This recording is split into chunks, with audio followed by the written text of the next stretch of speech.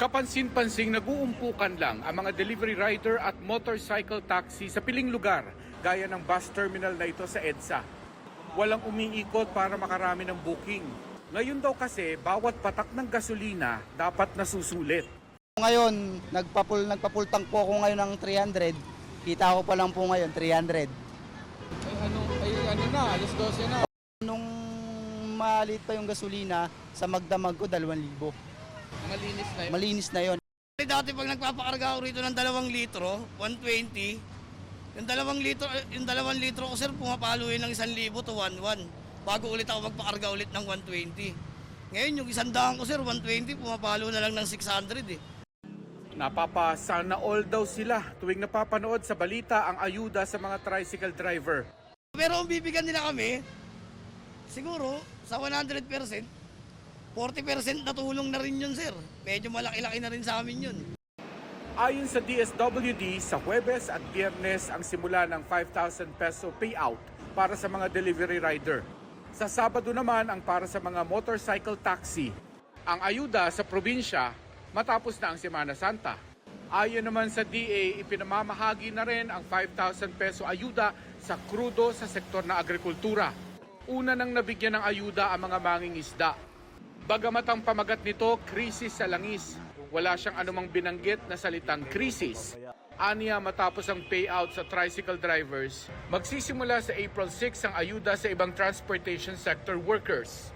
Para sa ibang transportation sector workers na magsisimula sa April 6. Naintindihan natin ang sigaw ng mga nagpoprotesta na kababayan nating nasa sektor na ito. Pero gusto kong ulitin sa inyo, hindi kayo maiiwanan, hindi kayo pababayaan ng pamahalaan. Binabantayan din daw ng mahigpit ang galaw ng presyo ng basic goods at sinisiguro ang sapat na supply ng langis at pagkain. Ang kailangan daw ngayon, sabi ng Pangulo, ngayon ang panahon para magtulungan. Ngayon ang panahon para maipakita natin sa buong mundo ang katangian ng bayanihan na nasa puso ng bawat Pilipino. pero ang punto ng Ibon Foundation, higit pa sa aksyon ngayon ng gobyerno ang kailangan sa problemang baka tumagal pa.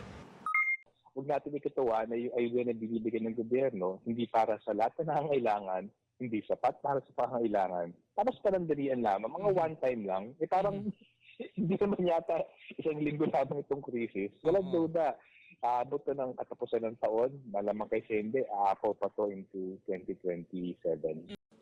Ang pangamba rin ni Senador Win Gatchalian, aabot nga sa oil crisis ang sitwasyon, kaya madaliin daw sana ng gobyerno ang pagtugon. Papunta na tayo doon. Halos 3 linggo na itong krisis na ito o yung pagtaas ng presyo ng langis at magkakaroon kasi itong tinatawag nating second round effects or spillover effects sa pagkain, sa sweldo, sa minimum wage at kailangan i-monitor natin mabuti yung sitwasyon.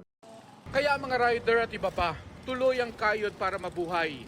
Dumating man ang tulong ng gobyerno o hindi.